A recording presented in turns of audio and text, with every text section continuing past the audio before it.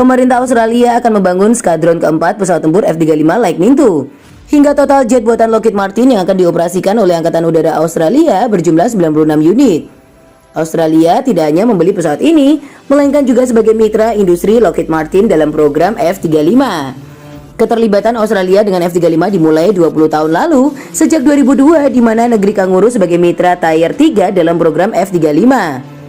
Saat ini sebanyak 54 F-35A telah dikirimkan oleh Lockheed Martin ke RAAF. Tahun 2023 merupakan batas waktu yang ditetapkan oleh pemerintah Australia untuk membawa 54 pesawat tempur F-35 RAAF ke dalam kesiapan operasional. Mengutip dari Bulgarian Military, Australia telah melewati masa euforia memperoleh jet tempur F-35. Dalam laman tersebut, pakar militer Australia dan analis pertahanan negara itu sejak tahun 1970-an, Brian Tohey, menyatakan ketidaksetujuannya dengan niat Canberra yang akan menambah F-35. Ia bahkan berpendapat Australia harus meminta pengembalian uang dari jumlah yang telah dibelanjakan untuk F-35A RAAF. Dia menyebut beberapa hal sebagai alasan. Yang pertama, masalah biaya pemeliharaan.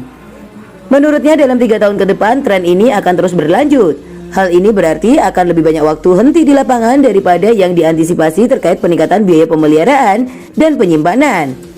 Menurut catatan, Australia harus menyediakan 11 miliar dolar untuk mempertahankan armada F-35A Lightning II hingga tahun 2053. Hal ini tentunya segera menimbulkan pertanyaan. Jika alasan berkurangnya jam terbang adalah masalah perawatan, berapa miliar lagi yang harus dibayar wajib pajak Australia untuk memastikan pesawat beroperasi hingga 2053? Analis pertahanan tersebut menggambarkan F-35 RAAF sebagai bencana total. Anthony Galloway, jurnalis pertahanan Australia, melukiskan gambaran yang lebih suram. Menurutnya, F-35 RAAF sama sekali tidak memenuhi kebutuhan Australia. F-35 tidak dapat mencapai Laut Cina Selatan kecuali mengisi bahan bakar dalam penerbangan. Hal ini berarti RAAF harus menempatkan pesawat tanker di udara, yang itu menjadi empuk bila timbul konflik dengan China. Galloway bahkan menuding radius tempur F-35 dalam pertempuran sebenarnya hanya 500 km.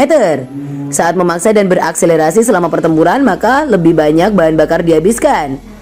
Pakar militer lokal lainnya mengatakan opsi supersonik yang diiklankan perusahaan pada F-35 tidak sesuai dengan kenyataan. Setelah itu, pilot F-35 harus melakukan perlambatan dan hal ini dimungkinkan bila tidak dalam kondisi perang.